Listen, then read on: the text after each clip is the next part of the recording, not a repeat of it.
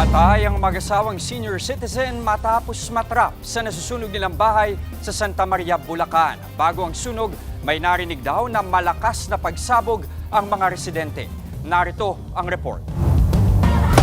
Nagngangalit ang apoy sa loob ng bahay na yan sa Barangay Katmon, Santa Maria, Bulacan. Ang mga residente, hindi malaman kung paano sasagipin ang pamilyang natrap sa loob ng nasusunog na bahay. Medyo humupa ang apoy. Pinasok na ng ilang kalalakihan ng bahay hanggang sa may nailabas silang isang babae. Pero ang mga magulang nito, hindi na nila nagawang makuha pa. Ayon sa kapitbahay ng nasunugan, nagkaroon muna ng malakas na pagsabog bago ang sunog.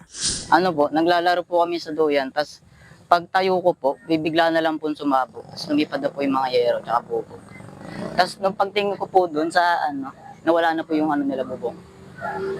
Then tinamaan po ako dito. Patay ang mag-asawang senior citizen na sina William at Imelda, habang sugatan naman ang kanilang anak at manugang. Natupok din ang dalawang sasakyan.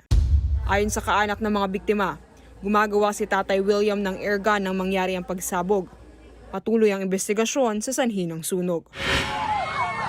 Nagbabalita mula sa Frontline, sa Eileen de la Cruz, News 5. Mga kapatid, Jess De Los Santos po ang inyong kasangga sa paghahatid ng balita para sa may alam at may pakialam. Para sa tuloy-tuloy na makabuluhang balitaan, mag-follow at mag-subscribe na sa social media pages ng News 5.